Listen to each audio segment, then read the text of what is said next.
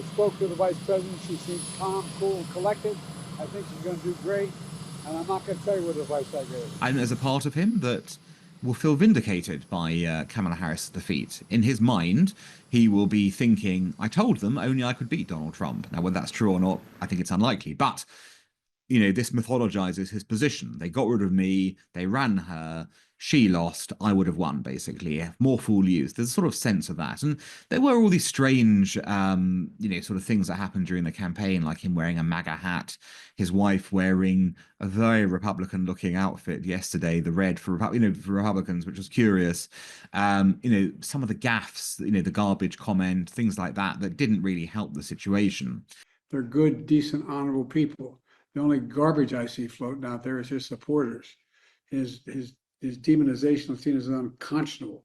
Look, in part, that's just Joe Biden, though. Biden's always been gaffe prone, and he was always likely to, create a gaffe or two, even if he wasn't the candidate, if you allowed him, which of course you would allow him to speak because he's the president. So I think, he could have done more, but I think because he'd been rejected essentially by his own party and by the American people through polling figures, it was difficult for him to play a larger role in the campaign, because the question would then be asked, well, why weren't you running?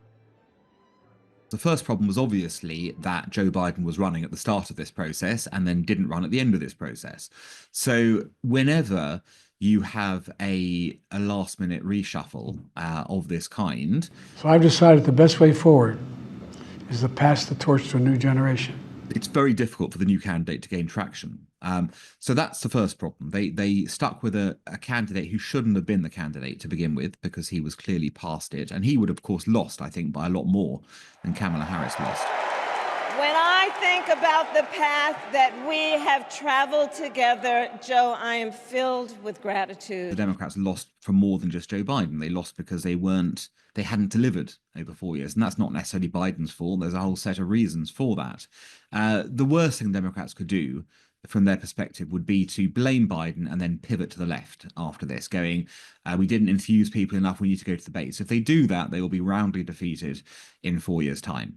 The best thing they can do is obviously to not blame Biden and go, right, well, there was a circumstance there that didn't work out, but clearly we needed a better candidate, full stop, because she didn't do very well either against a weak Republican candidate ultimately. And what we need to do is focus on somebody who can better articulate the American mainstream. And that's really where they need to head if they really want to be serious about winning the White House in 4 years' time. I think there was just a lack of understanding of what the issues on the ground were, or if those were filtering through, they were not then being processed by the center of the party. If your big issues on the day are immigration and the economy, and you're talking about reproductive rights, which are, of course, an important matter in America, anywhere, but if they're not going to be the key thing that's driving voters, you're not connecting with the voters on the right sense. So I think part of it was the left have always underestimated Donald Trump. They've always thought this guy shouldn't be allowed to win. And because he shouldn't be allowed to win, they make the mistake of thinking he couldn't be allowed to win and wouldn't ever win as a result of it. And they got sucker punched in 2016, and they got sucker punched again today because they didn't make the fundamental difference that shouldn't doesn't mean couldn't. And what they needed to do, if they felt that he shouldn't be elected, was campaign effectively against him and connect with the American people to make them convinced that that would be the case. Well, I want to thank you all very much. This is great. These are our friends. We have thousands of friends on this incredible movement.